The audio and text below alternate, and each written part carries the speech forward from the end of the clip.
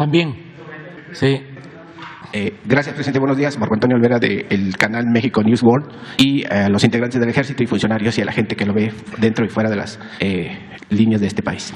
Presidente, le voy a plantear dos temas, uno sobre el Poder Judicial encabezado por la Corte y otro sobre el municipio de San Agustín Tlaxiaca. San Agustín Tlaxiaca se encuentra a 20 minutos de la capital del estado, que es Pachuca, y a 1 hora 20 minutos de la capital de la República. Sin embargo, como ahorita acaba de decir el general Luis Crescencio Sandoval, que San Agustín Tlaxiaca es uno de los municipios con más extracción de petróleo, obviamente gasolina y demás en el estado de Hidalgo. En ese sentido, presidente, la gente recurre a esos actos porque hay un problema con el tema de las tierras. Usted le va a regresar cientos de hectáreas a los yaquis, ayer lo anunció en Sonora, también ha encabezado actividades para la producción de alimentos para el autoconsumo. En ese sentido, en San Agustín Tlaxiaca hay cerca de 500 ejidatarios, hombres y mujeres, que están haciendo víctimas de los comisariados y obviamente de empresarios que les están arrebatando sus parcelas, les están arrebatando sus solares y le están solicitando que les ayude a través del RAM o a través de otra dependencia para que obviamente sus tierras tengan un título parcelario, una seguridad para que no sean despojados y obviamente qué beneficio les trae a esos campesinos, pues producir su maíz, su haba, su frijol, la siembra de maguey, la siembra de nopal, que prácticamente el maguey es una planta que ayuda a reforestar y mantiene obviamente los mantos acuíferos en mejores condiciones, incluso que de los árboles que conocemos. En ese sentido, presidente, ¿cómo podría ayudar a estos habitantes? ¿Cuál sería la ruta? Porque en el 94, el entonces presidente Ernesto Zedillo, pues estacó algunas tierras, pero a otros los dejó fuera de esa lista, no tienen sus títulos parcelarios y hoy los ejidatarios en turno les piden de 3,000 a 4,000 pesos cada año para que puedan sembrar sus tierras y en dado de los casos les dicen que pues ya pasó a uso común y después ellos la rifan entre ellos y se las venden al mejor postor. Entonces quisiera saber su respuesta, cuál es la respuesta que le daría, cuál es la ruta que tomaríamos para que se les entreguen sus títulos parcelarios y también la gente que tiene solares, porque es gente que lleva ahí 30, 25 años que ya construyó un cuarto, 2 cuartos, viven ahí, tienen corrales de aves, tienen corrales de cerdos y pues también pasan por las mismas penurias de los comisariados que los quieren despojar. Bueno, vamos a pedirle a Sedatu que se haga cargo porque son dos cosas, es la cuestión agraria y eso corresponde a la Procuraduría y la regularización de la tenencia. Nos ponemos de acuerdo para que se lleve a cabo una reunión allá, que esté el procurador agrario y los responsables de la regularización de la tenencia de la tierra. ¿Qué te parece? Sí, ese es el compromiso que hacemos. Ok, la Procuraduría Agraria junto con el RAM fueron cómplices del arrebatamiento de esas parcelas, no de esta administración. Hace medio año cambiaron de funcionario en el estado de Hidalgo, sin embargo los que los antecedieron pues también contribuyeron al arrebato de esas tierras y bueno, finalmente pues pareciera que la tierra y libertad que encumbraba Zapata y Villa pues a San Agustín Tlaxiaca no ha llegado, presidente. Sí, pero ahora son servidores públicos honestos, íntegros, me consta. Entonces vamos a que vayan y que ellos hablen con la gente, con los ejidatarios y que se analice cuál es el problema y se ayude a los campesinos para que tengan seguridad en el uso de sus tierras. Gracias, presidente. Y en otro tema sobre la impartición de justicia, donde jueces y magistrados pues no han contribuido para erradicar de manera eficaz la corrupción y por supuesto la impartición de justicia. Usted me dijo a 3 meses de haber tomado posesión de su gobierno que había encontrado un elefante reumático y perezoso en las instituciones pues de su gobierno. Sin embargo, llevamos pues ya prácticamente a 2 años, 4 meses y días que su gobierno concluirá. Usted ha hecho un esfuerzo por combatir la corrupción, por erradicar la violencia y usted también ha dicho que pese a la construcción de obras como la refinería, el Tren Maya, el transísmico, el apoyo a las personas mayores y demás, pues sin pacificar al país y sin combatir la corrupción, su gobierno pues simplemente no va a quedar asentado y esas son palabras suyas, presidente. En ese sentido, el Poder Judicial encabezado por el ministro Arturo Saldívar Lelo de la REA, pues pareciera que tampoco le gusta impartir justicia a la gente más necesitada. Le voy a poner 2 ejemplos. La presa Madín en el Estado de México, ahí se nutren o agarran agua 125,000 familias de los municipios de Naucalpan, Atizapán de Zaragoza y Tlalnepantla. Esta presa Madín, presidente, se encuentra contaminada con patógenos que ponen en riesgo a la vida de estas 25,000 familias y según estudios de la Universidad Nacional Autónoma de México, del Instituto Politécnico Nacional y de la Universidad de Barcelona en España, pues estos patógenos o químicos emergentes pues no logran ser eliminados con las plantas tratadoras que se encuentran y por el contrario las personas que consumen esa agua, porque no todos tienen para comprar un garrafón de 40 o 50 pesos, pues también se bañan, se lavan los dientes, se asean en general, pues han ya contraído enfermedades como la diabetes, el Alzheimer, el cáncer y el Parkinson. Lo grave de esto, presidente, es que este tema, estos reportes de estudios de laboratorio llegó a la Suprema Corte de Justicia de la Nación y el propio presidente de la Suprema, Arturo Saldívar, la rechazó, no la aceptó y obviamente pues le dio carpetazo al tema, no importándole pues la vida, el riesgo de 125,000 familias que se encuentran pues utilizando esa agua de la presa Madín. ¿Cómo combatir, presidente, la corrupción? ¿Cómo decirle al Poder Judicial, pese a que hay una independencia del Poder Judicial, el Ejecutivo y Legislativo, para que concuerden y caminen para el beneficio del país y no solo para empresarios, no solo para farmacéuticas y por supuesto para alcaldes que están mencionados, como lo dije anteriormente? Bueno, lo importante es que se atienda la demanda porque se trata de algo que afecta a la gente, de salud pública y debe de buscarse una solución, tanto en lo administrativo como en lo judicial. Vamos a atender el fondo del problema. Lo que ellos quieren, presidente, estas 125,000 familias, de manera respetuosa, es que usted como jefe del Ejecutivo le haga un exhorto al presidente de la Suprema Corte, Arturo Saldívar Lelo de la Rea, para que se reabra el caso. Entiendo que son poderes totalmente independientes y que si se inmiscuye ahí pues se estaría violentando la Constitución por el beneficio pues de cada dependencia. Entonces, sí, pero si se trata de las presas hay que ver qué responsabilidad tiene Conagua, qué responsabilidad tienen los gobiernos estatales, el gobierno del Estado de México o el gobierno de la Ciudad de México, medio ambiente, todos los que intervienen y también lo judicial.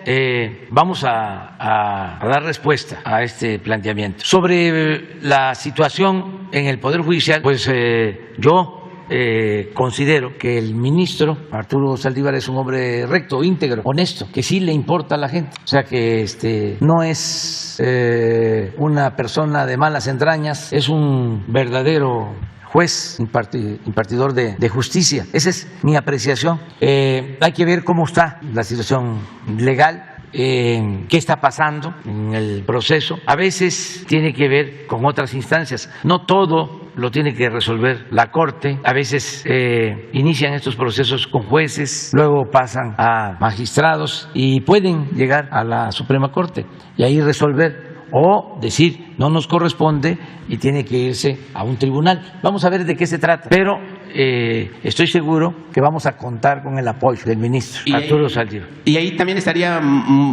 recomendable hacer la observación que las farmacéuticas pues tienen mucho de qué ver en la contaminación de los mantos acuíferos, por supuesto por los patógenos que ingestan o que están en el agua y que por supuesto se transmiten a través de los medicamentos que ingestan las personas enfermas de diversas dolencias que llevan en la vida. Presidente, ya para concluir, el negocio y también por supuesto el tema otra vez de magistrados y jueces, el negocio entre las constructoras y los bancos sigue en auge, a costa de los que menos tienen.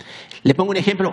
Aquí en la Ciudad de México, el consorcio de Integración Ingeniería Integral, SADCB, y la empresa Casas Ara, que por cierto cotiza en la Bolsa Mexicana de Valores, hicieron un fraude a dueños de 500 departamentos que se ubican en la unidad habitacional San Simón de la colonia Guerrero, aquí en el mítico Tlatelolco, donde hoy cerca de 2,000 personas se encuentran en riesgo de perder la vida. Olvídese, presidente, del costo del departamento, porque la unidad habitacional se está hundiendo. Construyeron sin estudios de mecánica de suelo. El proyecto en su momento fue autorizado por el ahora senador de la República y aspirante a presidente de la República, Ricardo Monreal, exdelegado en Cuauhtémoc. Solo era esta unidad habitacional para 250 departamentos, pero la corrupción de esas autoridades en turno les alcanzó para construir por debajo debajo del agua, 550 en total. Los habitantes del complejo me dicen que el permiso para la construcción de los permisos pues solo tuvo un costo irrisorio para las autoridades, pero por debajo del agua recibieron más. Los dueños de estos consorcios, de estos inmuebles, presidente, dicen que recurren a su gobierno porque ya ninguna autoridad les hace caso. Por el contrario, aquí está lo de los jueces, la impunidad en el caso florece sobre todo por Alejandro Dicibit Sotelo, juez quinto de distrito en materia civil en la Ciudad de México, quien junto con Patricia Hernández Martínez actúan en favor de Casas Ara al no impartir justicia. ¿Qué buscan? Pues que solamente le regresen el dinero que pagaron por cada departamento, que oscila entre 2,5 millones y 2,8 pesos,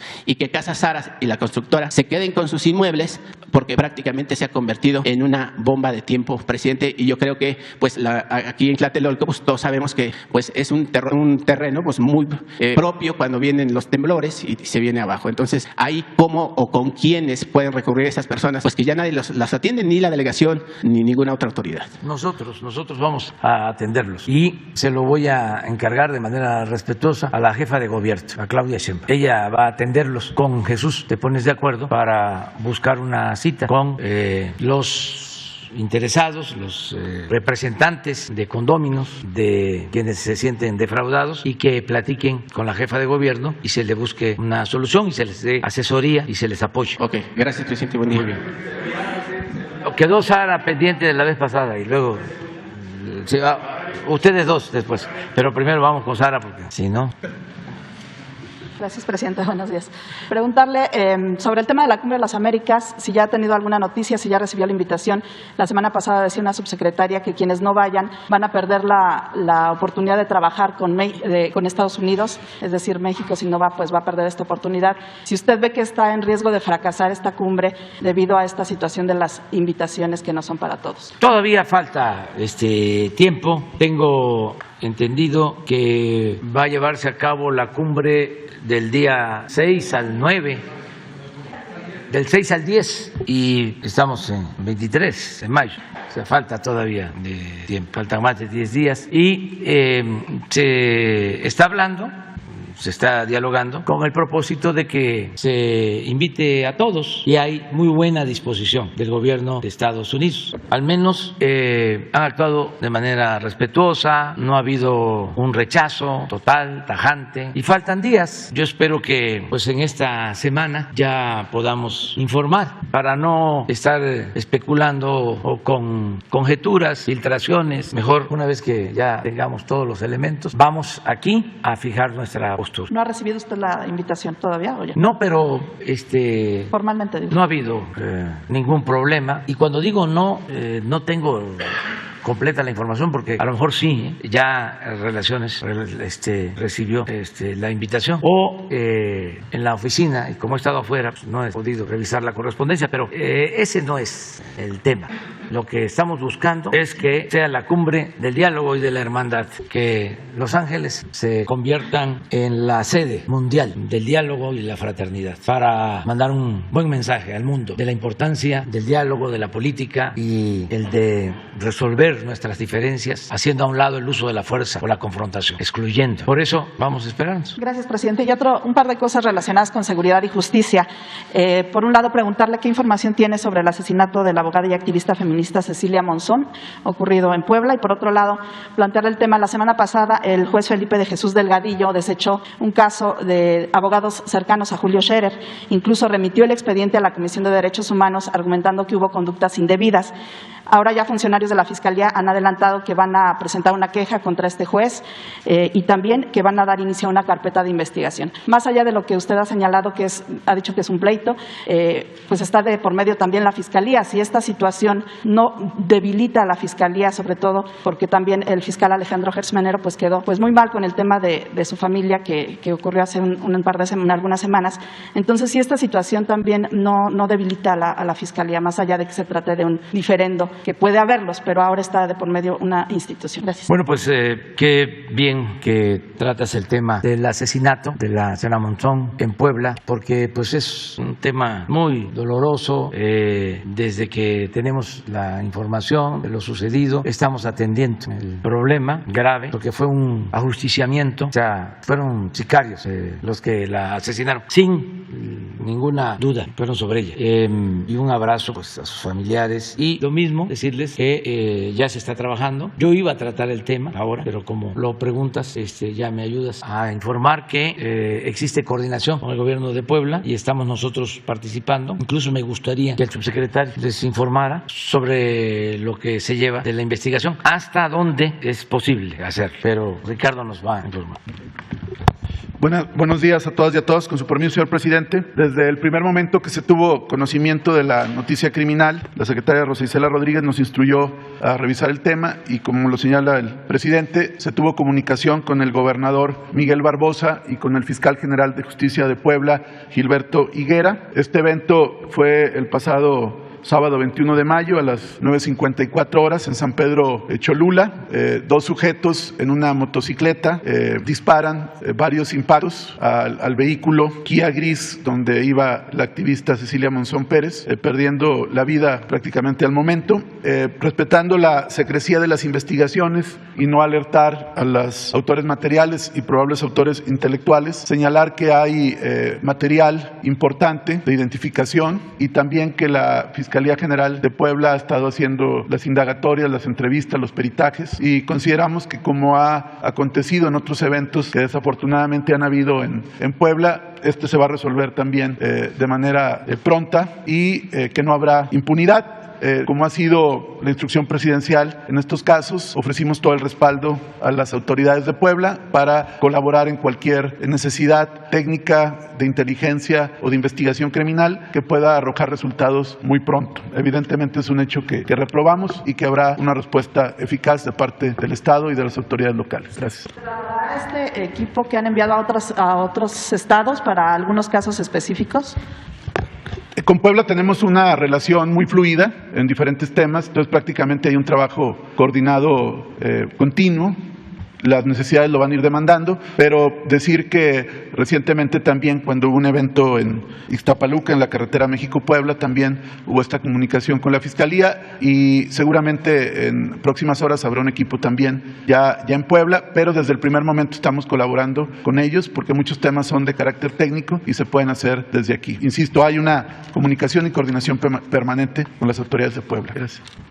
Bueno, en cuanto a lo del litigio, la verdad es que nosotros no intervenimos en estos asuntos. Tienen que ver con ministerios públicos, con jueces, y hasta ahí nos quedamos. Solo cuando se trata de un asunto muy grave, entonces sí participamos. Pero hay muchísimos pleitos, querellas, denuncias de todo tipo. Aquí me pasaría todo un día hablándoles de los pleitos judiciales, por ejemplo, de las herencias, pero son como para escribir libros de cómo se pelean los que tienen dinero o reciben herencias y cómo hay confrontación en las familias y toda la descomposición que se produce, pero de lo más inhumano, hasta en familiares, por el dinero, que es la mamá, y para hacerlo en términos de equidad, la mamá y el papá del diablo, el dinero. Entonces, pues no podemos estarnos ocupando de esos casos y de otros, ¿no? En general. ¿No desgasta esto al fiscal y a la propia fiscalía? No, para nada. No.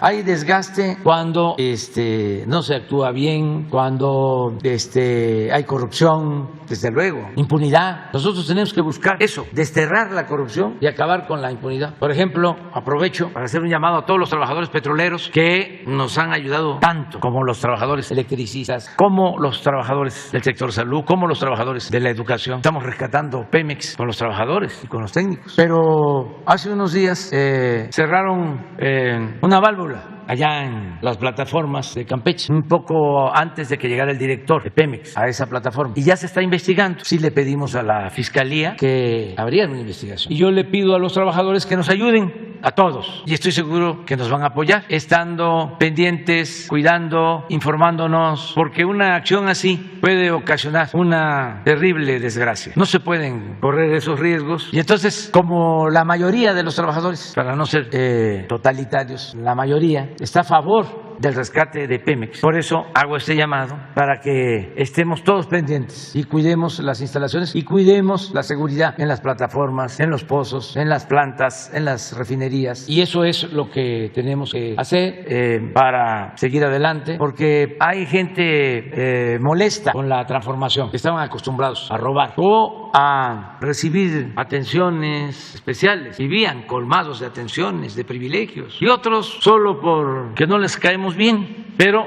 conscientes o inconscientemente se pueden provocar problemas. Entonces, que todos ayudemos, que todos nos cuidemos. Vamos bien, bastante bien. Pueden decir nuestros opositores que no es así, están en su derecho. Nunca había habido tantas libertades para ejercer el derecho a disentir. Y vamos a seguir así, vamos a continuar buscando que haya la transformación y vamos avanzando. Tú comentabas, por ejemplo, de que si no resolvemos el problema de la inseguridad y de la violencia, no vamos a poder decir que se avanzó. Yo creo que sí vamos a terminar el gobierno con buenos resultados en esta materia de seguridad y de combate a la violencia, porque vamos avanzando y nos ayuda mucho el que no hay relaciones de complicidad. Son servidores públicos honestos, rectos, íntegros. Siempre lo he dicho y lo repito, porque además como no les gusta a mis adversarios, pues esa es la única forma que tengo también a veces de hacerlos que se enojen, para que vayan acostumbrándose a serenarse. Pero fíjense la diferencia. Rosa Isela, secretaria de Seguridad Pública, secretario de Seguridad Pública de Felipe Calderón García Luna. Pero también lo digo porque esto no sale en los medios. No hay un reportaje sobre García Luna y Calderón. No he visto algunos por ahí para cumplir con el expediente, para que no se vaya a decir que no son plurales. Pero sí hay diferencias. Entonces sí vamos a lograr el propósito. Y ahí están los datos. Lo que más nos ha costado es lo de homicidios. Y va bajando. Porque Rosa Isela no puso la gráfica de cómo iban subiendo cuando llegamos los homicidios. A ver si la tiene. Nada más me refiero a los porcentajes de incremento. Pero sí, ese es lo más difícil que enfrentamos. Pero no, pero si vemos aquí, esto, miren cómo iba, esa era la tendencia. Aquí llegamos nosotros. Pero si vemos los porcentajes aquí de incremento anual, 15, 20% anual. Aquí empezamos, tuvimos ya un crecimiento del 1%, después menos 0.9%, pero detuvimos esta tendencia. Y ahora estamos bajando en el periodo porcentaje, en el periodo que llevamos. Pero si tomamos en cuenta el último año, esto es menor. Debemos de traer como el 3% abajo, nada más, con relación al 18. Pero ya no siguió la tendencia. Y vamos a continuar, porque como no hay impunidad, pues se avanza. Les quiero dar también una buena noticia. Aquí, ustedes, no sé si está la compañera, el compañero, no recuerdo quién hizo el planteamiento de que estaba en la cárcel en Tamaulipas una mujer indígena guatemalteca, Juana Alonso. No sé si está quien lo planteó. ¿Quién fue? Jocelyn. La compañera que defiende también a los animales. Sí, ella hizo aquí la denuncia. Es la lista, así se llama su medio, la lista. Pues quedamos de que íbamos a ver su asunto y le pedíamos al gobierno de Tamaulipas, porque ya estaban todos los estudios y habían participado instituciones de derechos humanos, gobernación y también los juzgados en Tamaulipas. Y ya se había demostrado que era inocente. Estuvo 7 años presa y ya salió, fue liberada el domingo. Y así, lamentablemente, hay muchos casos todavía. Entonces tenemos que buscar la forma, no dejar en gobernación de seguir tratando estos temas. Cuando ella ingresó, comentábamos que no hablaba bien el castellano cuando fue internada en el penal en Tamaulipas. Entonces, esto es lo que tenemos que estar viendo.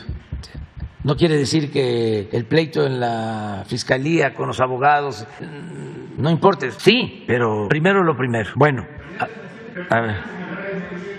a ver, pero es que todos tienen relación. Buenos días, presidente. Judith Sánchez Reyes, corresponsal de Imagen del Golfo de Veracruz. La semana antepasada, el acuario de Veracruz, el más importante del país y con reconocimiento a nivel América Latina, fue clausurado por la Procuraduría del Medio Ambiente del Estado debido a supuestas anomalías, entre ellas una denuncia de una fiesta realizada en el interior del acuario, que por supuesto fue ilegal, pero se dio en el 2019. También comentaban la falta de transparencia en su administración al negar la entrega de informes al Estado, la muerte de un manatí y incluso también acusaban tráfico de especies. La dependencia estatal dijo que la clausura sería de manera temporal, en tanto se aclaraban estos señalamientos. La semana pasada se quitaron los sellos de clausura, pero el lunes por la noche el gobierno de Veracruz, a través de un decreto expedido por el gobernador Cuitláhuac García, declaró extinto el fideicomiso público de administración denominado Acuario de Veracruz y anunció que la Procuraduría del Medio Ambiente Estatal se haría cargo del establecimiento, por lo que ahora llevará el nombre de Acuarium del Puerto de Veracruz, además de que todos los recursos generados para el acuario serán manejados por la Secretaría de Finanzas y Planeación. De acuerdo a especialistas, la clausura de este acuario por parte de la Procuraduría Ambiental de Veracruz fue irregular al no ser de su competencia. Por su parte, el patronato que administraba este fideicomiso aseguró que el gobierno no está en derecho, que está en derecho de extinguirlo. Sin embargo, las autorizaciones y convenios para su funcionamiento están a nombre del patronato, lo que seguramente generará alguna situación legal. Aunque el acuario ya fue reabierto, está generando inquietud e incertidumbre entre locatarios y restauranteros que viven justamente de la derrama económica que se da por la visita a este lugar. Además, pues también ha habido molestia a través de diversas protestas de diferentes sectores de la población allá del estado. Preguntarle, presidente, si usted tenía conocimiento de este asunto, si se trató en las giras que usted tuvo en las últimas fechas a Veracruz y si la Semarnat o alguna otra dependencia federal tomará cartas en el asunto por ser un caso pues de índole federal. Sí, no tenía información sobre el acuario, pero vamos a pedirle al gobierno de Veracruz que nos informe, a Cuitláhuac García, que nos mande un informe. A él le tenemos plena confianza, es de los mejores gobernadores del país y de los mejores gobernadores que ha tenido Veracruz, porque mi estado, Veracruz, como lo es Tabasco, bueno, como lo es todo el país, pero en el caso de Veracruz ha habido muy malos gobernantes, y llevaba mucho tiempo que no había un buen gobernador como Cuitláhuac, porque puro gobernador ventajoso, no quiero decirlo fuerte, la verdad, que llegaban al cargo a enriquecerse, hacían enormes fortunas y mansiones y yates y departamentos en el extranjero durante bastante tiempo, y para mí es muy satisfactorio que haya en Veracruz un gobernante honesto. Me recuerda a otro nivel, desde luego, a don Adolfo Ruiz Cortines, que fue un presidente honesto, veracruzano. Eso es importantísimo. Entonces, por eso vamos a pedirle a Cuitláhuac que nos informe y también a la Secretaría de Medio Ambiente que nos informe sobre esta situación. A pesar de que las cifras de secuestros muestran que es uno de los delitos que ha bajado a nivel nacional, de acuerdo aquí a las cifras oficiales, existen casos como el de Ángel Mendoza Zamora, quien fue secuestrado junto con su abogada, la licenciada Maribel Sánchez Villalbazo, hace unos meses en Orizaba, Veracruz, saliendo de una audiencia justamente de la Fiscalía en este municipio. Los secuestradores solicitaron un rescate por la libertad de estas dos personas, aunque debido a la presión mediática que ejerció en su momento la barra mexicana de abogados, solamente fue liberada la abogada, mientras que el señor Ángel Mendoza lleva 9 meses desaparecidos. Los secuestradores no volvieron a ponerse en contacto con la familia para pedir un rescate, y en este sentido, presidente, varias personas y familiares del señor Ángel pues han solicitado ayuda al gobierno federal para dar con su paradero. No ha habido respuesta. De hecho, se recurrió a la Fiscalía General de la República, que a su vez mandó la investigación del caso a la Guardia Nacional, y no ha habido ninguna respuesta. No sé qué se puede hacer al respecto, qué instancias tocar nuevamente. Lo vamos a ver ahora mismo, ¿sí? Porque en lo que tiene que ver con secuestros, aunque es un delito que tiene cifra negra, porque no se denuncia mucho, sin embargo, sí hay indicadores que nos demuestran que ha ido a la baja, lo que planteaba aquí Rosa Isela, 70% de disminución, 75% de disminución, pero de todas maneras vamos a seguirlo combatiendo, y hay un buen equipo, y lo decía Rosa Isela, en los estados hay buenos equipos antisecuestros, y el equipo central también hace un buen trabajo. Finalmente, presidente, de acuerdo a lo manifestado por diferentes agrupaciones de abogados y también por ciudadanos que viven procesos judiciales de diversa naturaleza en Veracruz, el acceso a la justicia pues ha tenido un profundo impacto por diversas razones, entre ellas por la falta de autonomía del Poder Judicial. El Poder Judicial del Estado vive una crisis presupuestal que ha traído consigo la desaparición de 29 juzgados penales, civiles y familiares desde junio pasado para hacer frente al pago de la deuda que significan los contratos que, bajo la modalidad de asociaciones públicas privadas heredadas por anteriores administraciones, que han sido además señalados de múltiples irregularidades. Esto, lejos de privilegiar la justicia, lo que ocasionó fue un rezago en perjuicio justamente de las familias veracruzanas. La falta de autonomía del Poder Judicial también ha sido señalada por mantener presos o tratar los procesos a cientos de personas acusadas por el delito de ultraje a la autoridad, a pesar de que ha sido declarado inconstitucional por la Suprema Corte de Justicia de la Nación. Entre Entre los acusados, bueno, usted ya los conoce el caso de José Manuel del Río Virgen, exsecretario técnico del Senado, pero hay muchas otras personas en situaciones similares, en algunos que han sido incluso señalados o calificados como presos políticos. A esto se suma una evidente sumisión del Poder Judicial del Estado, la ilegalidad en algunas acciones, como el hecho de mantener en su cargo a la actual presidenta a pesar de estar impedida por la Constitución del Estado. La crisis se vive muy fuerte en el estado de Veracruz, esto mantiene estancada la impartición de justicia en la entidad y pareciera que no hay quien pusiera como cartas en el asunto o se preocupe por esto. Incluso esta situación ha provocado pues que trabajadores en varias regiones del estado se manifiesten para dar a conocer, para revelar las carencias y necesidades que enfrentan, porque también esto pues ha golpeado a la clase trabajadora. ¿Qué acciones se deberían de tomar a su opinión, a su parecer, para evitar que se siga afectando pues los derechos humanos de la sociedad veracruzana? Sí, vamos también a pedirle al gobernador, y además ya hiciste la denuncia y eso nos ayuda mucho porque ya se enteran en Veracruz y en todo el país y esto ayuda a que se resuelvan los problemas, que es lo que debemos de procurar todos los servidores públicos. Entonces, de todas formas, vamos a pedir a las autoridades locales un informe sobre lo que tú estás planteando, si te parece. Gracias, presidente.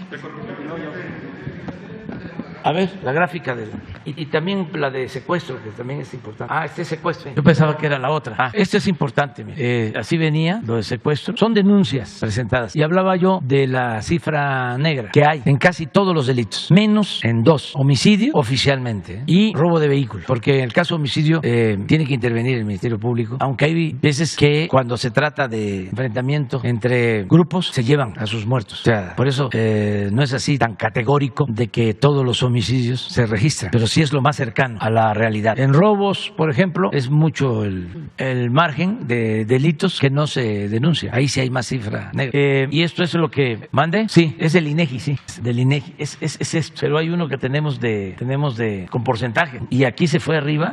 Aquí entramos nosotros. Esto iba así. Y aquí todavía nos costó detenerlo. Y empezó leve, pero nos ha costado mucho. Y hay algo importante. Es con una estrategia distinta. Ya no el enfrentar la violencia con la violencia. Los datos que daba el general, a ver si los ponen, porque es interesante. ¿Cómo sí se puede lograr esto? Sin lo que vamos a ver ahorita en la letalidad, es decir, sin quitarle la vida a nadie, porque eso es un debate, eso nos distingue frente al pensamiento conservador, porque para ellos es esto, que fue lo que hicieron.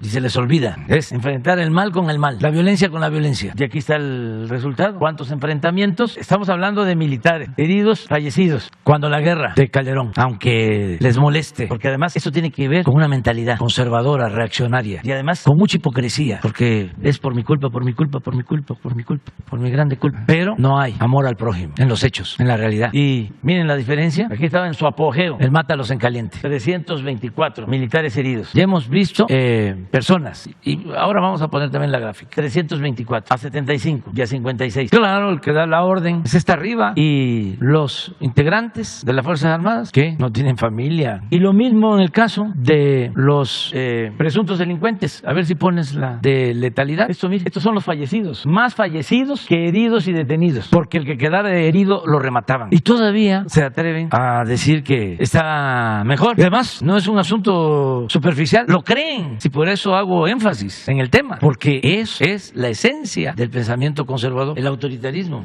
la mano dura, el no importarle la vida, el sufrimiento de las personas. Todo lo quieren resolver así, con el uso de la fuerza. Por eso nuestra estrategia, ahí va. ¿Qué atendían a los jóvenes? Nada más los etiquetaron, los llamaron ninis. Me acuerdo cuando empezamos con el programa de Jóvenes Construyendo el Futuro, unos jóvenes de Nuevo León, de familias acomodadas, burlándose de cómo se les iba a dar dinero a los ninis.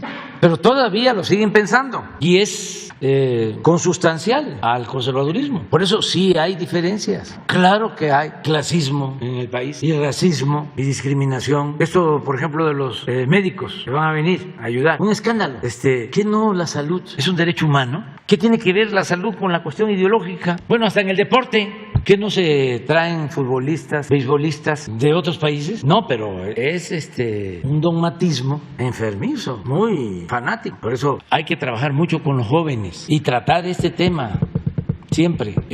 No para la gente mayor, ya mis contemporáneos ya está muy difícil convencerlos, pero los jóvenes sí pueden recibir otro tipo de información, no información que los vuelva individualistas, que les endurezca el corazón, incluso de la misma familia, información tóxica y que no se pierda el humanismo. Ya nos vamos a ir. ¿Te vas a quedar para mañana? Va a haber rebelión, ni modo, pero me tengo que ir, tengo desayuno. Y si les digo con quién, ya me puedo ir. ¿Sí? Con Marcelo Ebrard. Bueno, adiós. Nos vemos mañana.